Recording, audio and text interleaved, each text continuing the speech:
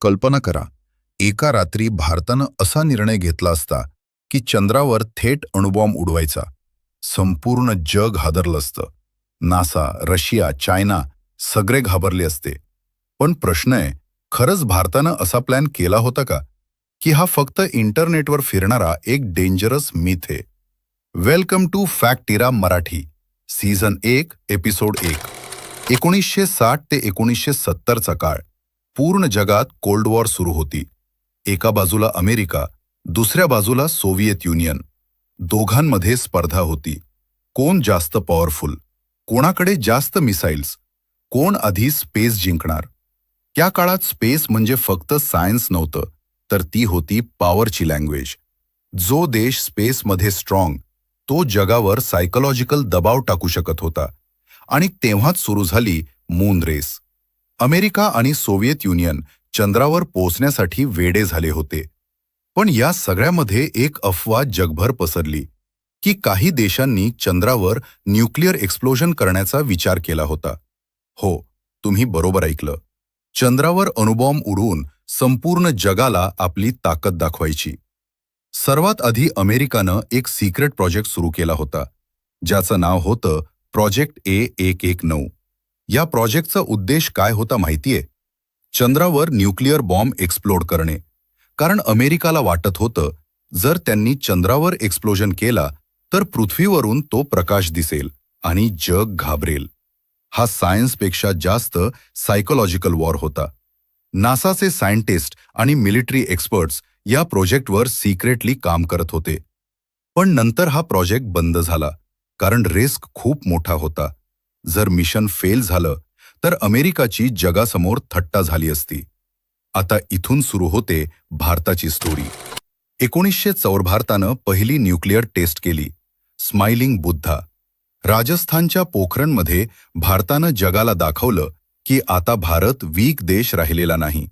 त्या काळात भारताकडे रिसोर्सेस कमी होते, टेक्नॉलॉजी लिमिटेड होती, पण ॲम्बिशन खूप मोठं होतं. आणि इथूनच इंटरनेटवर एक थिअरी जन्माला आली की भारतानं देखील चंद्रावर न्यूक्लिअर मिशनचा विचार केला होता. पण सत्य काय आहे? खरं सांगायचं तर आजपर्यंत असा कोणताही ऑफिशियल प्रूफ सापडलेला नाही की भारतानं खरंच मून न्यूक्लिअर एक्सप्लोजनचा प्लॅन केला होता. ना इस्रोनं, ना इंडियन गव्हर्नमेंटनं कधीही अशी माहिती ऑफिशियली कन्फर्म केलेली नाही. मग ही अफवा आली कुठून? जेव्हा भारतानं चंद्रयान मिशन्स लॉन्च केले, तेव्हा अनेक फॉरेन कॉन्स्पिरसी फोरम्सवर चर्चा सुरू झाली की इंडिया सिक्रेटली मूनवर मिलिटरी एक्सपेरिमेंट्स करू शकतो. कारण भारत वेगानं स्पेस पॉवर बनत होता. चंद्रयान 1नं चंद्रावर पाण्याचा शोध लावला, ज्यामुळे संपूर्ण जग शॉक झालं. आणि चंद्रयान 3च्या सक्सेसफुल लँडिंग नंतर भारत जगातील टॉप स्पेस पॉवर्समध्ये पोहोचला. पण काही लोकांनी याचं रूपांतर कॉन्स्पिरसीमध्ये केलं. आता इमॅजिन करा, जर खरंच कोणताही देश चंद्रावर न्यूक्लिअर बॉम्ब एक्सप्लोड केला तर काय होईल? सगळ्यात आधी चंद्राच्या सरफेसवर मॅसिव्ह क्रेटर तयार होईल. रेडिएशन स्पेसमध्ये पसरू शकतं. आणि सर्वात धोकादायक गोष्ट म्हणजे मून मिशन्स परमनंटली डॅमेज होऊ शकतात. स्पेस ट्रीटीजनुसार कोणताही देश स्पेसमध्ये वेपन्स वापरू शकत नाही. 1967चा आउटर स्पेस ट्रीटी स्पष्ट सांगतो, स्पेस हा संपूर्ण मानवजातीसाठी आहे, युद्धासाठी नाही. भारतानं देखील हा ट्रीटी साईन केला आहे. म्हणजे ऑफिशियली भारत कधीही असा अटॅक करू शकत नाही. पण तरीही एक गोष्ट मान्य करावी लागेल, भारताची स्पेस जर्नी एखाद्या मूव्हीपेक्षा कमी नाही. काळी भारताकडे रॉकेट्स सायकलवर नेले जायचे, आणि आज भारत चंद्राच्या साऊथ पोलवर पोहोचणारा पहिला देश बनला. हे फक्त टेक्नॉलॉजी नाही, ही आहे विजनची ताकद. आज इस्रो जगभरात रेस्पेक्ट मिळवतं, कारण भारत कमी पैशात इम्पॉसिबल मिशन्स कंप्लीट करतो.